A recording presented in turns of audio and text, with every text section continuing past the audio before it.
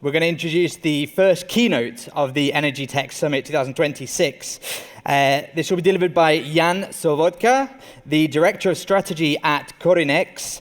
He's going to tell us about driving efficient capital deployment with digital grid intelligence. So please join me in a round of applause to welcome to the stage Jan Sobotka.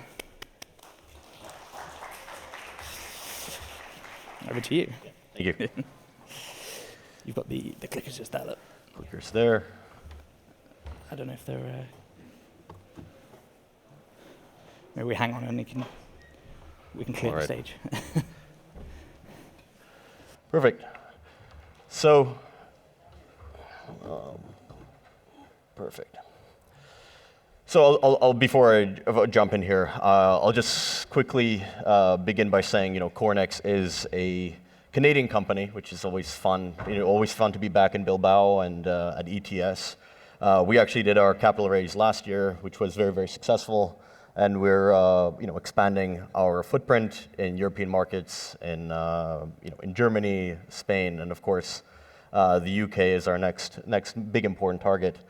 But during this session, I'll be talking primarily about, what do we see in the grid from a technical standpoint, and what are the types of parameters we might be looking at in order to leverage artificial intelligence and also look at all the type of grid sensing parameters that will help utilities deploy and investors deploy their capital much more efficiently in the coming future.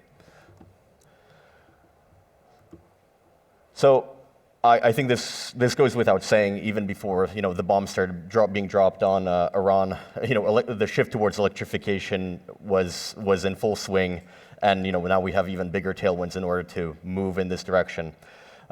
Just about every single analyst you'll ask will tell you that this is happening and ramping up at a faster speed than ever before. But what does it mean, and where are these investments heading? We see that the fundamental shift is actually at the edge, right? So this is actually what the previous panelists were talking about in a big way. They were talking about consumers. They were talking about battery storage. Of course, Octopus was on stage here as well with us, talking about the edge and how incredibly important it is in redefining how we're looking at the complexity of the network. Now, as that complexity increases, and we see that by 2035, 30% of the entire capacity will be at the edge. So how do you manage this incredibly complex system? You're going to need a tremendous amount of data, and you're going to need to have the automated systems to run it all. So the future, it's distributed, dynamic, and it's reliant on intelligence. This slide is particularly indicative. We're currently in Spain, right? So what we're looking at here is just the amount in terms of distance of how much of the grid is on the low voltage network. Of course, the medium voltage is very, very important as well. It's a really, really abstract figure, so let me put it to you this way. 250,000 kilometers of low voltage network in Spain alone. That is, so if you think about the Artemis mission, that's about halfway to the moon. If you take that in the medium voltage as well, that's the full distance to the moon. So if you take the entire grid just for the Spain alone, that's the slingshot, right? So, but that entire 50%, think of that as the distance to the moon, and now instead of it being a linear distance, it's this incredibly complicated web, and about 50% of that entire network is underground. So how do you manage this incredibly complex web of nodes with them being loaded with batteries, with heat pumps, with solar inverters, and you're getting these all kinds of peaking events in your grid. So there's clearly a gap here, right? You're missing the visibility in this particular layer. One thing we're seeing is a lot of RFPs on the medium voltage and the low voltage of the network throughout Europe, because that's where a lot of the pain points for utilities are coming from. It's a matter of asking, okay, well, I have these problems in my grid, but where will I deploy all of the capital effectively? Because DSOs are pushed by the regulator to reinforce their grid.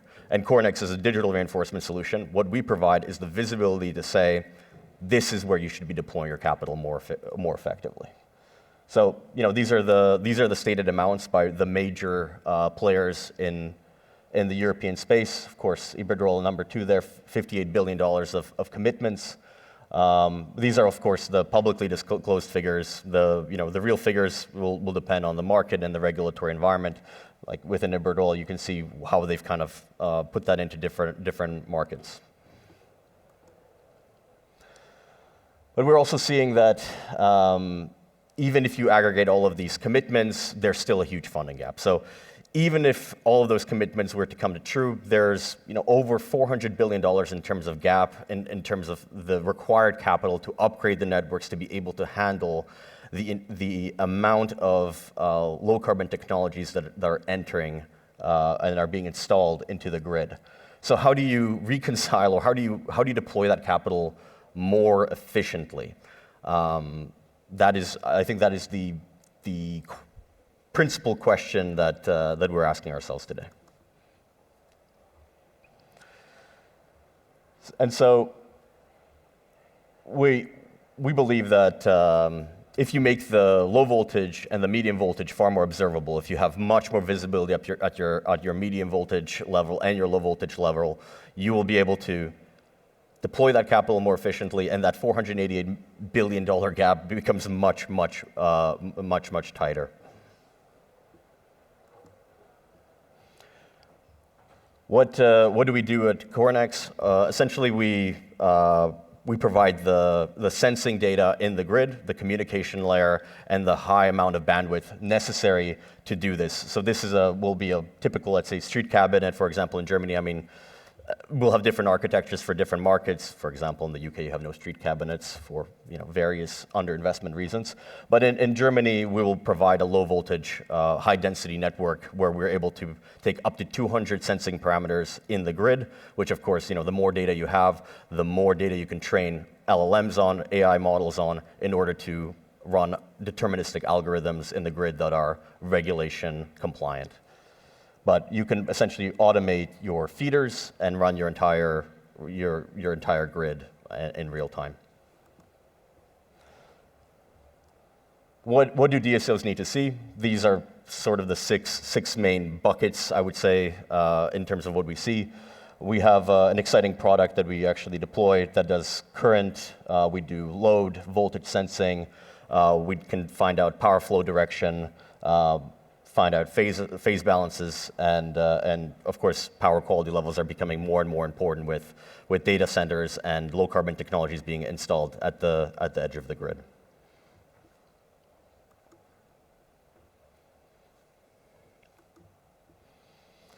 So, what do we want to be? What is our central thesis here for those investors?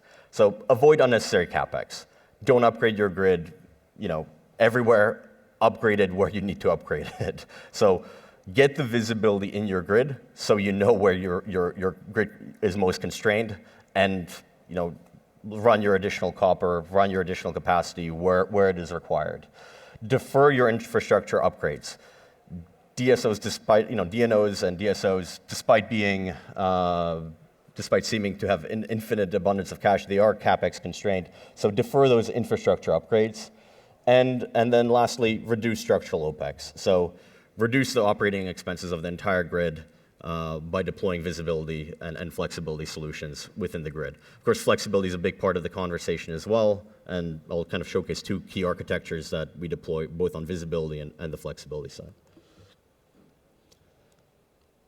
So these are the different players. I included BC Hydro here as a Canuck here, but what we are seeing more and more is AI entering this space and allowing grid flexibility at the edge, different types of pilots and different types of projects where we're integrating AI to manage these types of automated systems.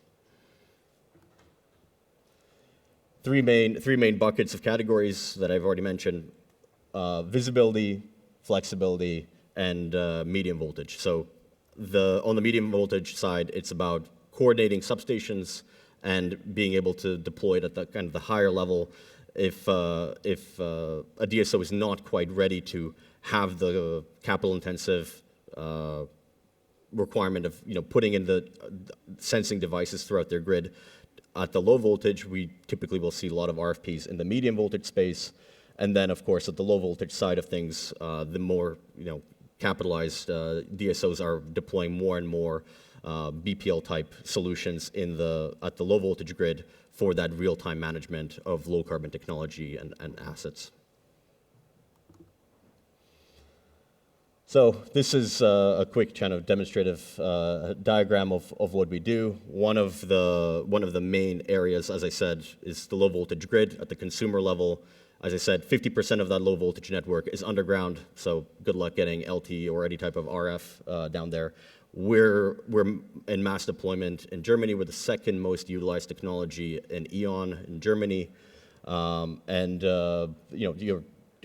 the way it will work is we'll be able to transmit the signal over the existing electric cable copper wires that are buried in most cases, and connect to the home in Germany, and of course in markets where beyond the meter devices and the regulation exists for that, we can actually connect behind the meter towards the actual solar panel, towards the actual EV, towards the battery, and actually modulate those in real time and provide even more protection to the substation for the DSO. So this is just to compare it on a pure communication basis, not a computational basis. What we're of course seeing is that we as a company install a product that sits on the physical infrastructure itself, so we're getting those sensing parameters. But of course, BPL also has advantages as being a wired solution that sits directly in the grid and is able to compete with other communication solutions. I think narrowband PLC is the most widely deployed solution currently in Europe, and we're seeing an incremental upgrade of those solutions to broadband as there's higher and higher requirements for data. So this is the meat and potatoes of what we do, turning the electric grid into a digital grid intelligence layer. It's fast. It has a chip that has processing ability at the edge, and we're located directly in the grid, so allowing us to get very, very close and integrate with protocols such as OCCP, ADR, etc., with those endpoint devices. And then, of course, to get to the really exciting part, of course, AI, which especially in the case of Corinex, we're able to get those 200 sensing parameters at the grid, get SNR, voltage, phase, temperature, harmonics, and ultimately take a lot of those sensing parameters in the grid and determine fault detection for DSOs. This is the grid visibility architecture as it stands in most European. This is actually the German case, and I think I'm out of time here. And this is the flexibility case. So this is where we actually have our end products that sit next to the low voltage technologies themselves. So that the EV, the heat pump, the battery, and we're able to modulate those without the end customer being affected with TOU, time of use schemes, and so forth. So the DNO is happy, their substation is protected, the end consumer is happy because they don't have to modify their behavior at all. It's a real win-win solution for both sides.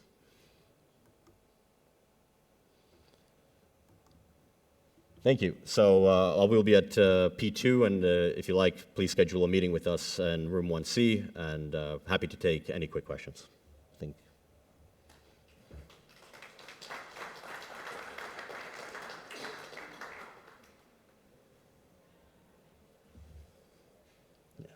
Yep. Okay.